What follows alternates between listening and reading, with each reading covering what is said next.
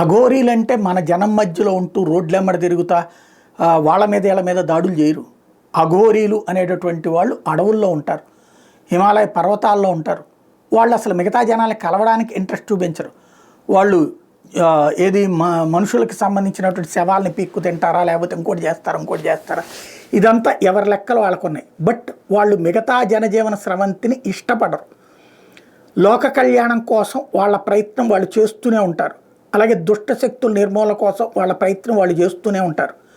కానీ బాలకృష్ణ గారి ఆ సినిమాలో అఘోరీ పాత్ర తర్వాతన ఒక ప్యాషన్ అయితే, ఈ మధ్యన కుంభమేళాకి అఘోరాలు వచ్చినటువంటి దాన్ని సంబంధించి జరిగినటువంటి ఫోకస్తో ఇప్పుడు కొంతమంది విచిత్ర అఘోరాలు పుట్టుకొచ్చారు. ఆ మధ్యన శ్రీనివాస్ అలియాస్ అదేదో లేడీ అఘోరి అంటూ ఒకళ్ళు, హిజ్రా అంటూ మరొక వైపున. ఇప్పుడు తను ఈ మధ్యన ఇక్కడికి వచ్చినప్పుడు అక్కడున్న ఇంకొక అమ్మాయిని నువ్వు నాకు గత జన్మలో భార్యవి అంటూ చెప్పుకొచ్చాడట. శ్రీవర్ధిని అనేటటువంటి అమ్మాయిని. ఇప్పుడు ఆ అమ్మాయి నేను అఘోరాగా వెళ్ళిపోతున్నాను, నేను మాతగా ఉండాలనుకుంటున్నాను అంటూ గుంటూరు జిల్లా తాడేపల్లి పోలీసులకి వాంగ్మూలం ఇచ్చి మరి 2 రోజుల క్రితం వెళ్ళిపోయింది. ఇప్పుడు వాళ్ళ తల్లిదండ్రులు ఫిర్యాదు పోలీసులకి తీసుకోమని.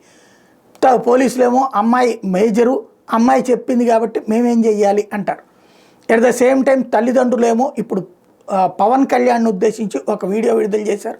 ఆడపిల్లల్ని రక్షిస్తామంటారు కదా, మా ఆడపిల్లని ఇట్లా తీసుకెళ్లారని. ఇప్పుడు పవన్ కళ్యాణ్ మాత్రం ఏం చేయగలరు? ఆ అమ్మాయే వెళ్ళిపోయినప్పుడు అఘోరీ అన్నటువంటిది. ఈ అఘోరీ ఇది ఒక సైకలాజికల్ డిజార్డర్ కిందకి మారేటటువంటి పరిస్థితులు వస్తున్నాయి.